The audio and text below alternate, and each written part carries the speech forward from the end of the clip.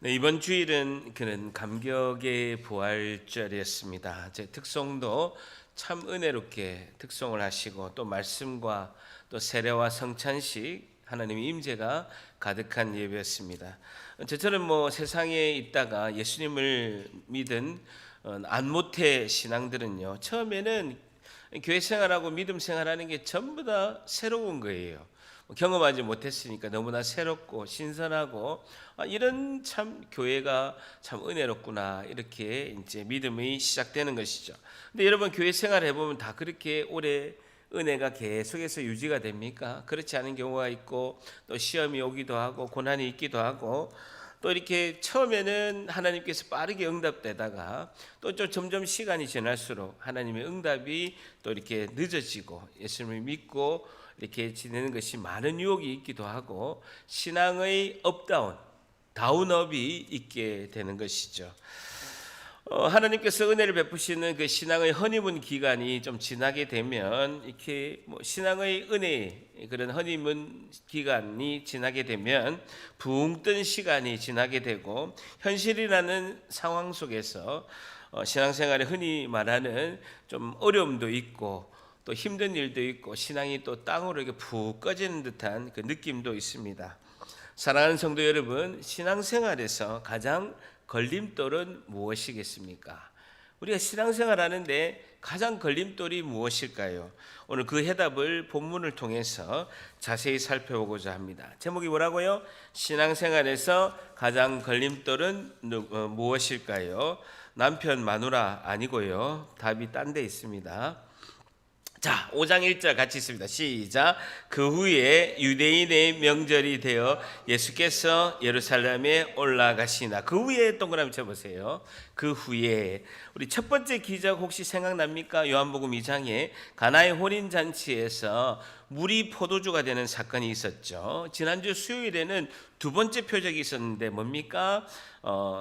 가버나움에 있는, 가나에서 36km 떨어진 가버나움에 있는 왕의 신하의 아들이 죽을 병에 들었는데 예수님이 가시지 않고 말씀만 했는데 그 아들이 치유를 받는 기적의 사건이 있었죠. 4장 50절 보세요.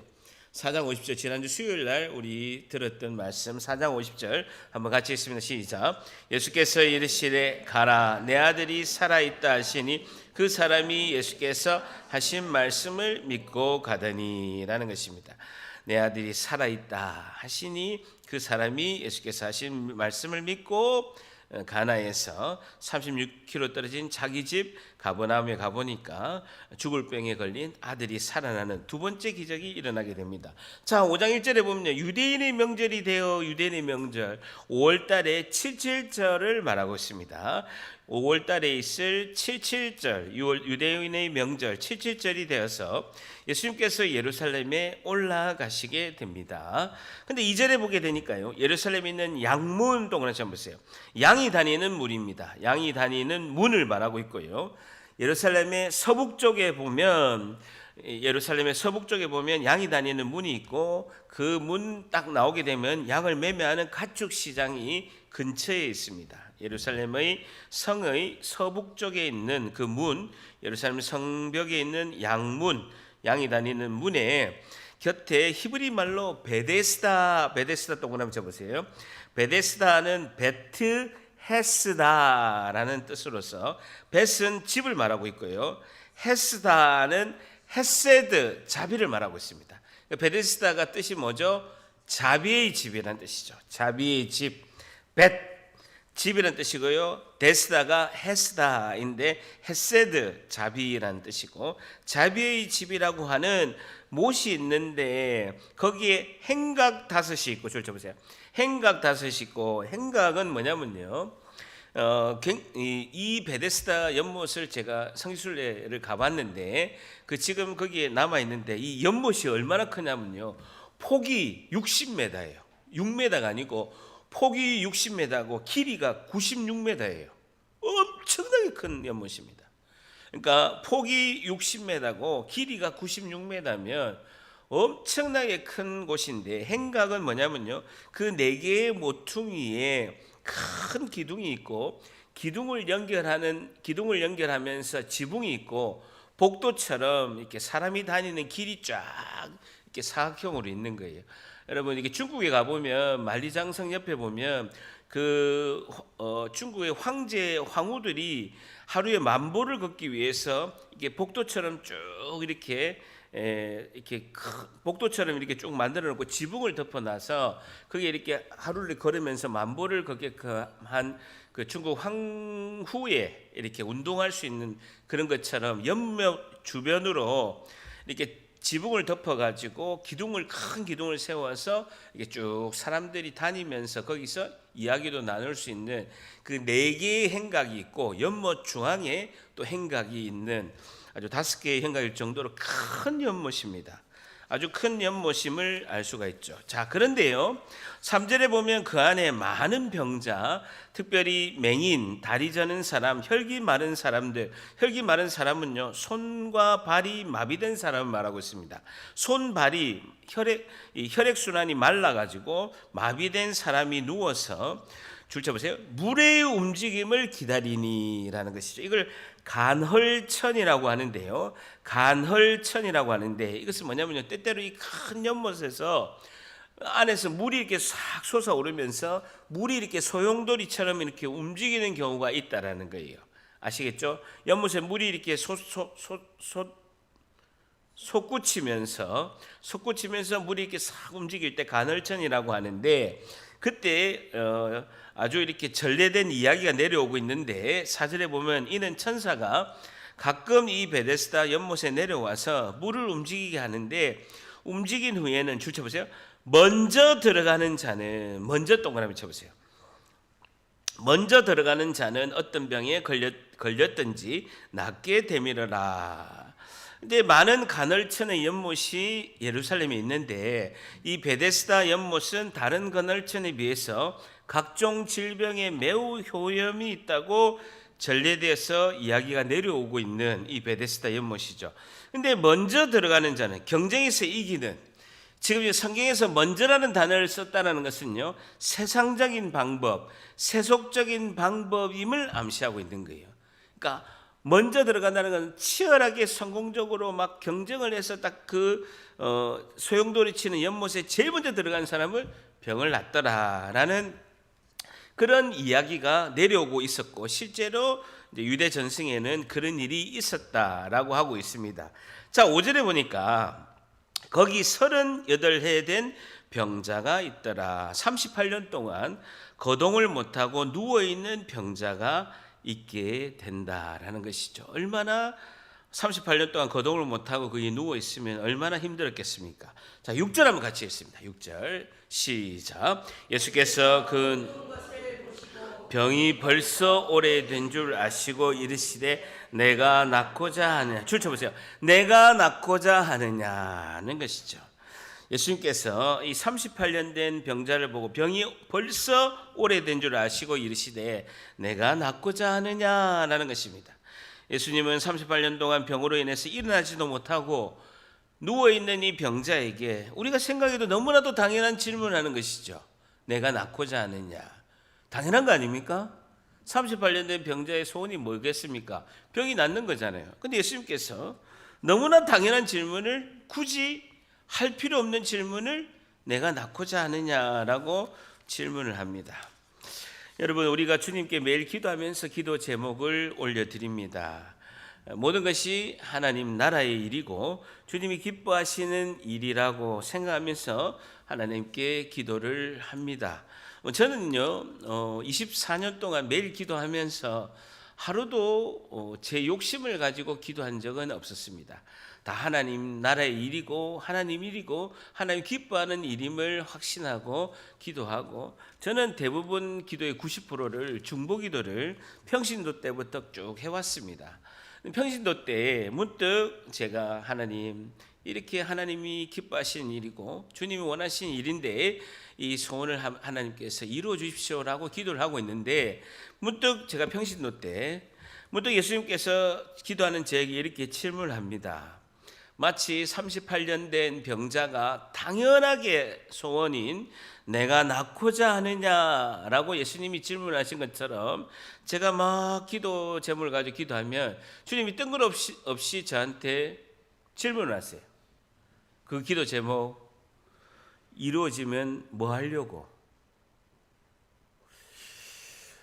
저는 깜짝 놀랐습니다. 예수님이 경상도 사투리를 쓴다는 것에 깜짝 놀랐어요. 그 기도 제목 이루어지면 뭐 하려고? 너무 황당하더라고요. 주님 기뻐하시는 일이고 하나님 나라가 이루어지는 일이고 하나님의 소원이고 우리의 소원 아니겠습니까? 이렇게 되면 주님도 좋고 저도 좋지 않습니까? 라고 제가 질문하면서도 그 마음의 깊은 곳에는 저의 그런 사적인 마음이 많이 감추어진 것을 주님이 깨닫게 하시더라고요. 주님이 내가 낫고자 하느냐라고 38년 된 병자에게 질문하신 목적은 기도응답 전에 우리의 믿음의 반응을 반드시 주님은 체크하신다라는 거예요. 다시요. 주님은 기도응답 전에 반드시 우리의 믿음의 반응을 체크하신다라는 거예요. 어떤 믿음의 반응을 하는가를 주님은 말씀하신 거예요. 그냥 병을 고쳐주실 수 있고 주님은 말씀으로만 고쳐질 수 있는데 38년 된 병자에게 내가 낫고자 하느냐라고 질문하시는 이유는 믿음의 반응을 보시는 거예요. 믿음이 어느 정도 되는가 주님이 다 아십니다. 38년 된 병자의 믿음의 지금 어느 정도 수위에 올라 있는가를 다 아신다라는 거예요. 그럼에도 불구하고 믿음의 반응을 주님께서 체크를 하신다라는 거예요. 제가 부목사 때 충격을 받은 것은 어떤 집사님께서 목사님 기도 제목인데 좀 기도해 주세요라고 기도 제목을 저한테 알려줬습니다. 알겠습니다 집사님 이렇게 말씀을 드리니까 이런 말씀을 하시더라고요. 그런데 목사님 기도는 좀 부탁하는데요 잘 안 될 것 같아요.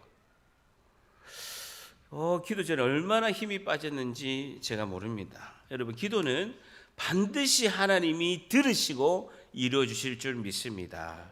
될 때까지 기도하면 돼요. 제가 23년간 기도하는 기도 제목이 있잖아요. 우리 동생의 구원. 23년 됐어요. 얼마나 고래심줄 같은지 아직도 이루어지지 않아요. 그런데 저는요 반드시 이루어질 줄 믿습니다.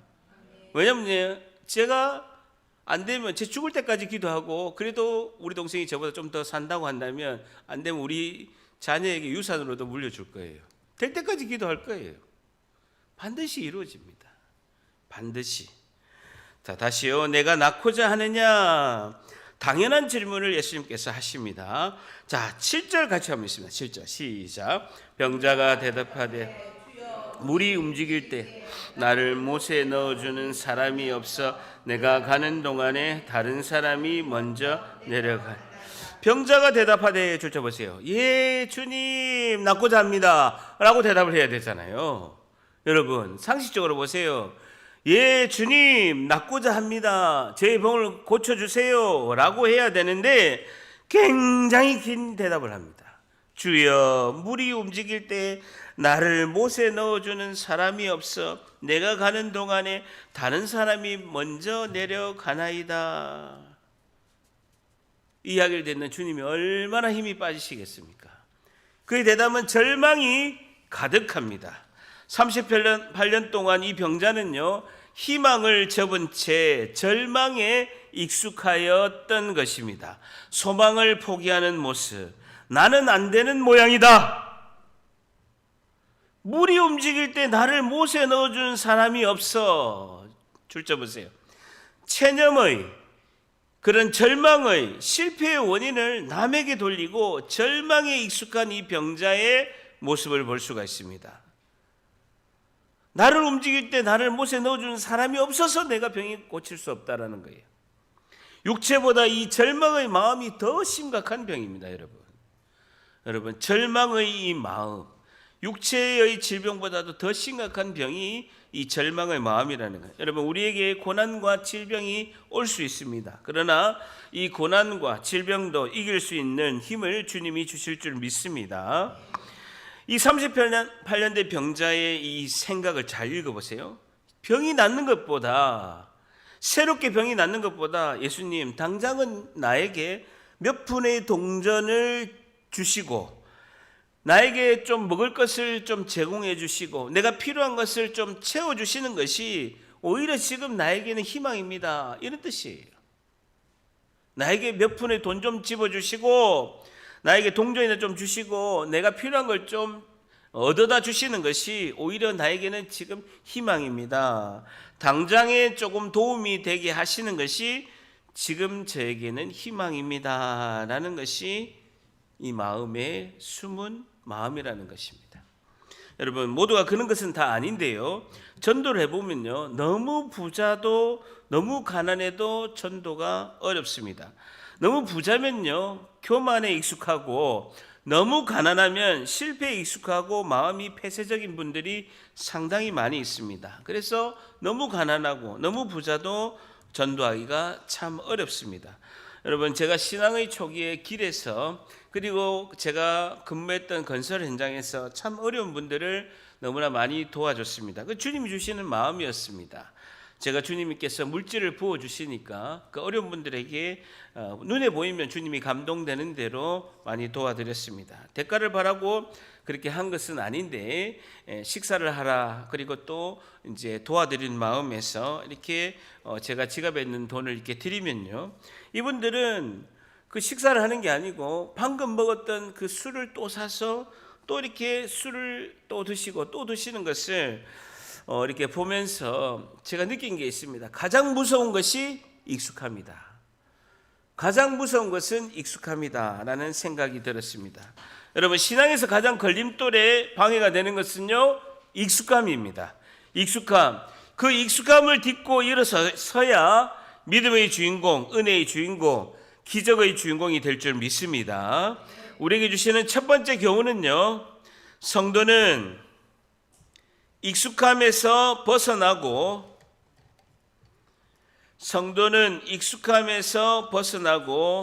극복해야 은혜의 주인공이 됩니다.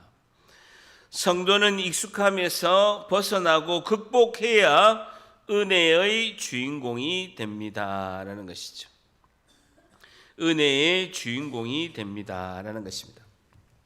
성도는 익숙함에서 벗어나고 극복해야 은혜의 주인공이 됩니다 라는 것입니다. 여러분, 자녀 교육도 마찬가지입니다. 남들이 다 그렇게 하니까 그 익숙함을 따라서 똑같이 하는 거예요. 남들이 과외 보내고 어느 학원이 좋다면 그 학원으로 보내고 또 몇 학년까지는 어떻게 하고 남들이 하는 거, 그것을 이렇게 익숙함대로 하게 되면 자녀들도 한계에 부딪히다가 중학교 3학년, 고등학교 1학년 되면 자녀들도 폭발하게 되는 것이죠. 신앙뿐만 아니라 우리의 삶도 과거에서 늘 해오던 익숙함에서 벗어나지 않으면 주님이 주시는 큰 은혜의 주인공이 되기는 어렵다라는 것입니다. 그래서 신앙에서 가장 중요한 것은요, 결단코 돌아갈 수 없노라 하는 결단입니다. 결단합니다. 결단코 돌아갈 수 없노라. 결단코 돌아갈 수 없노라. 그 결단을 해야 되는 거예요. 익숙함을 던져버리고 거부하는 것이 매우 중요하다라는 것입니다. 다 같이 저를 따라 익숙함을 던져버리고 결단하자. 익숙함을 던져버리고 결단하자. 다시 6절을 봅니다. 6절에 다시 보게 되면 예수께서 그 누운 것을 보시고 병이 벌써 오래된 줄 아시고 이르시되 내가 낫고자 하느냐라는 것이죠. 예수님의 이 질문에 이 환자가 가장 필요한 것이 무엇이겠습니까?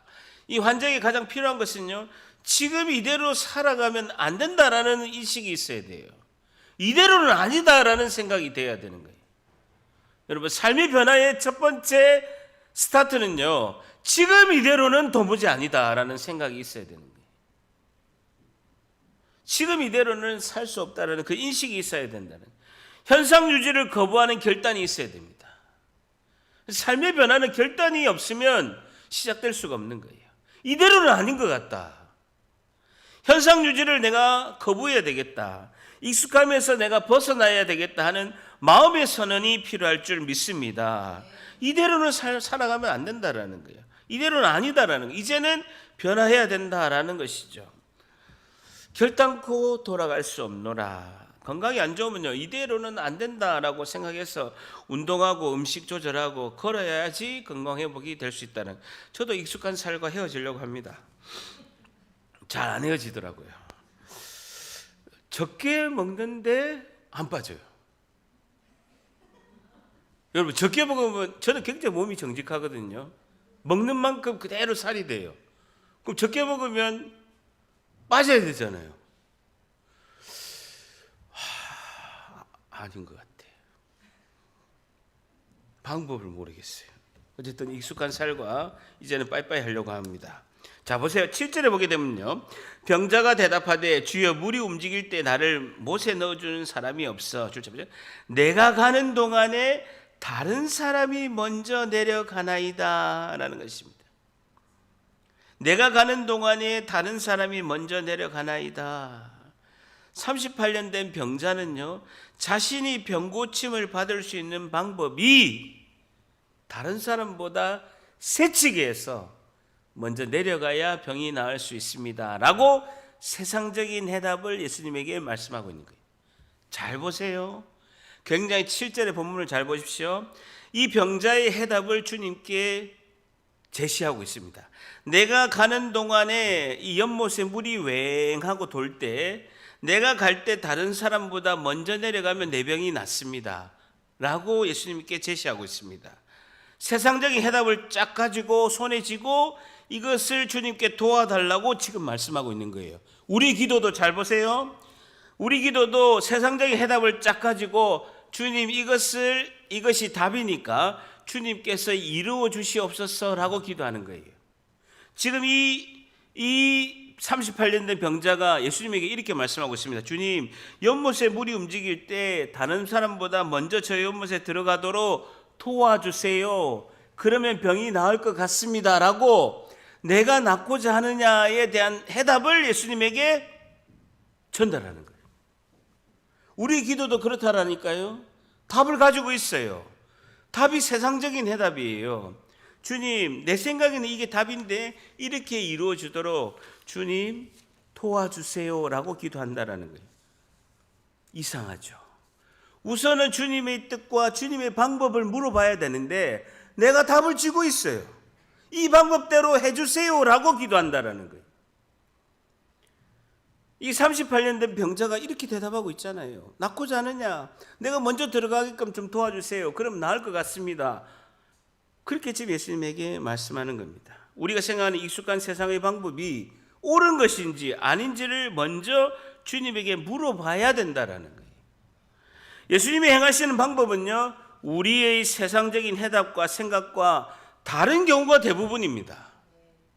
다른 경우가 대부분이라고요. 예수님께서 나에게 놀라운 역사를 이룬 것을 경험해야 된다면, 하려고 한다면 내 생각과 내 해답을 내려놔야 될 줄 믿습니다. 나는 안 되는구나. 이 절망의 익숙함, 그리고 이제는 해야지라는 이 해답의 그런 익숙함에서도 벗어나서 그 예수님이 하시는 방법을 주님의 뜻 가운데 이루어지게끔 우리가 기도를 해야 될 줄 믿습니다. 하나님의 익숙함을 포기하는 훈련을 우리에게 계속 시키신다라는 것이죠.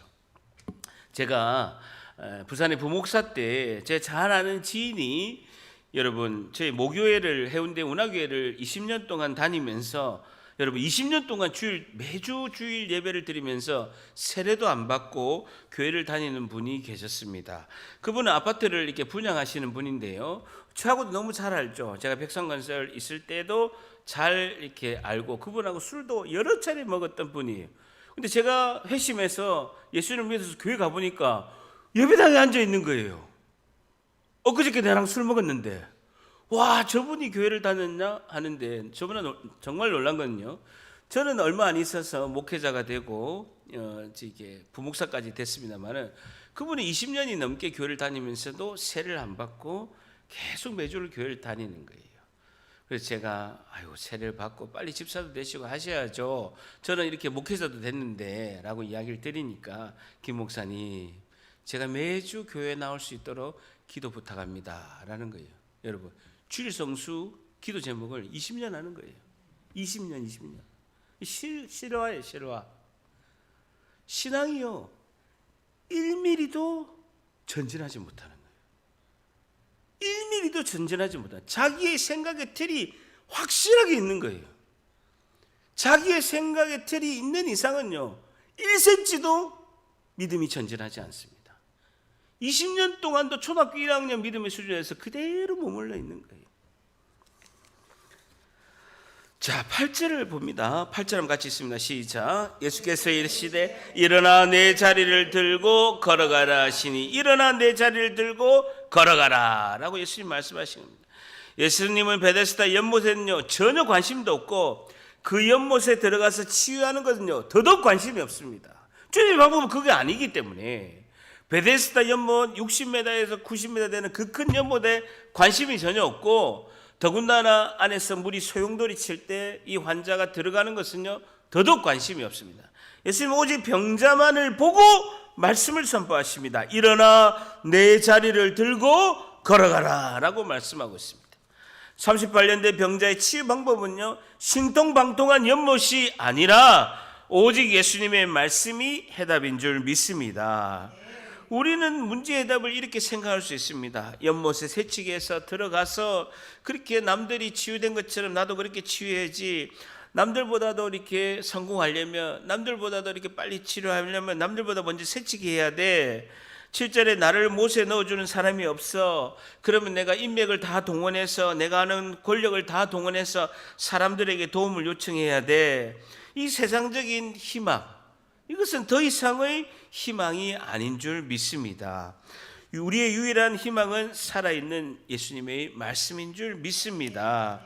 마태복음 4장 4절에도 이렇게 말씀하고 있습니다. 예수께서 대답하여 이르시되 사람이 떡으로만 살 것이 아니요 하나님의 입으로부터 나오는 모든 말씀으로 살 것이라 하였느니라 라고 말씀하고 있습니다. 8절에 다시 보세요. 예수께서 이르시되 일어나 내 자리를 들고 걸어가라 하시니, 이 말씀이 선포될 때 38년 된 이 병자는요 예수님의 이 말씀이 선포될 때 새 생명이 움트고 뼈마디 근육 세포가 다시 살아나고 힘이 들어가고 몸의 변화가 일어나기 시작한 것입니다. 예수님 말씀이 선포되는 즉시 뼈마디 근육 세포가 힘이 들어가고 몸의 변화가 일어나기 시작한 것이죠. 그러면서 이 38년 된 병자는 예수님 말씀을 믿음으로 그대로 받아들입니다. 9절 같이 있습니다. 시작. 그 사람이 곧 나아서 자리를 들고 걸어가니라. 이날은 안식일이니. 우리에게 모든 해답은 부활이요 생명 대신 예수님의 말씀에 있는 줄 믿습니다. 예수님은 이 병자에게 38년 된 병을 고치시면서도요 어떠한 조건도 어떠한 요구도 하지 않으셨습니다. 주님은 병이 나은 이 환자에게 어떠한 요구도 어떠한 대가도 요구하지 않으셨다라는 거예요. 단 한 가지를 예수님이 요구하십니다.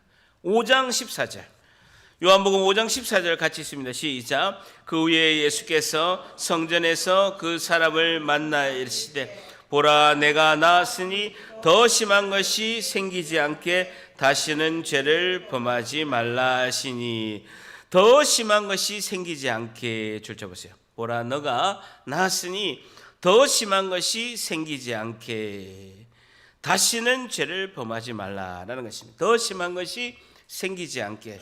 예수님은 어떤 이 병자의 고치심을 이렇게 행하시면서 어느 병자에게도 하지 않는 최고의 강력한 경고를 하십니다.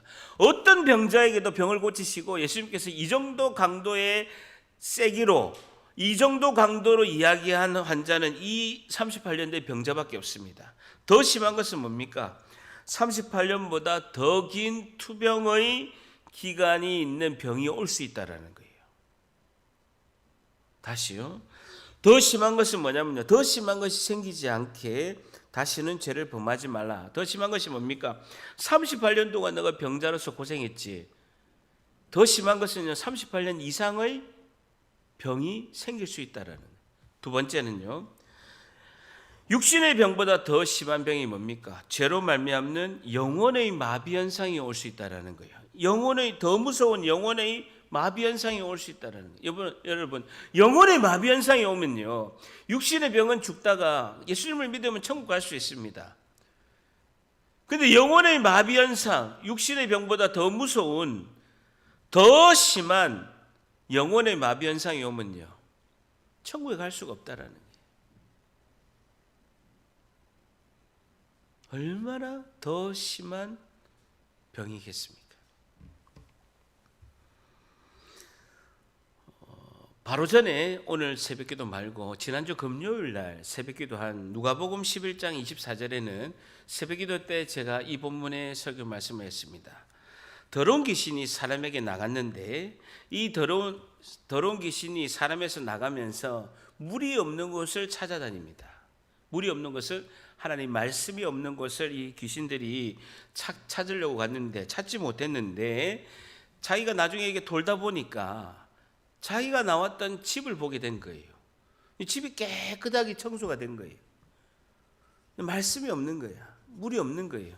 누가복음 11장 25절에는 가서 보니 그 집이 청소되고 다 수리되어서 26절에 저보다 더 악한 귀신 7명 친구를 데리고 다시 들어가서 거하니 그 사람이 나중 형편이 전보다 더 심하게 되었더라라는 것입니다. 여러분, 기도해서 병 낫는 거 예전으로 돌아가고 익숙함으로 돌아가면요, 더 큰 병 됩니다. 그러면서 예수님 뭐라고 하십니까? 더 이상 죄를 짓지 말라는 겁니다. 고침을 받은 너는 삶이 변화되어야 되고 익숙함을 따르는 더 이상 죄를 지으면 안 된다라고 말씀하고 있습니다. 여러분, 더 이상 죄를 짓지 않기 위해서는 어떻게 해야 됩니까? 더 이상 죄를 짓지 않기 위해서는 어떻게 해야 됩니까? 아무것도 안 하면 죄를 안 짓습니까? 아니에요. 더 이상 죄를 짓지 않기 위해서는 어떻게 됩니까? 죄를 안 지어야지, 죄를 안 지어야지, 죄를 안 지어야지, 죄를 안 지어야지. 자꾸 죄 생각만 하면요, 죄의 늪에 빠져서 계속 죄 짓고 있습니다. 죄를 안 지을 수 있는 방법은 오직 예수님만 바라보고 예수님만 집중해야 될 줄 믿습니다. 예수님께 집중하면 되는 거예요. 예수님을 바라보고 예수님에게 집중하면 되는 것입니다. 오늘 우리에게 주시는 마지막 교훈은요, 성도는 오직 예수님만 바라보며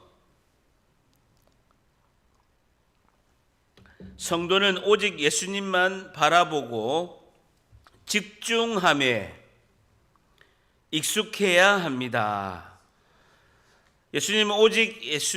성도는 오직 예수님만 바라보고 집중함에 익숙해야 합니다라는 것입니다. 세상적인 모든 것은 익숙함을 벗어버리고 극복하고 그렇게 해야 은혜의 주인공이 되는 것처럼 성도는 오직 예수님만 바라보고 집중하는데 익숙해야 되는 거예요. 그게 너무나 중요하다. 세상의 죄의 익숙함은 벗어버리고 예수님만 바라보고 집중하는 것에 익숙해야 될 줄 믿습니다. 15절 같이 읽습니다. 시작. 그 사람이 유대인들에게 가서 자기를 고친 이는 예수라 하니라. 이 변화된 38년 된 병자는요, 자기를 고치신 이는 예수님이시다라고 예수님을 증거하는 증인의 삶을 살게 되었다라는 것입니다. 오늘 예수님은 우리에게 오늘 2023년 4월 12일 오늘 우리에게 예수님이 질문하고 계십니다. 내가 낳고자 하느냐? 여러분 뭐라고 대답하시겠습니까? 저를 따라합니다. 네 주님. 한 번 더 제가 질문하겠습니다. 예수님은 오늘 우리에게 2023년 4월 12일 오늘 우리에게 38년 된 병자를 낫게 하신 2000년 전에 그 주님은 시간 공간을 초월해서 우리에게 질문하고 계신다라는 거예요. 똑같은 질문을 우리에게 하십니다. 내가 낳고자 하느냐? 별로 안 낳고 싶어 하시는 모양이네요. 마지막입니다. 크게 안 하면 오늘 하루 종일 질문합니다. 대답하세요. 내가 낳고자 하느냐? 다시는 죄를 범하지 말라.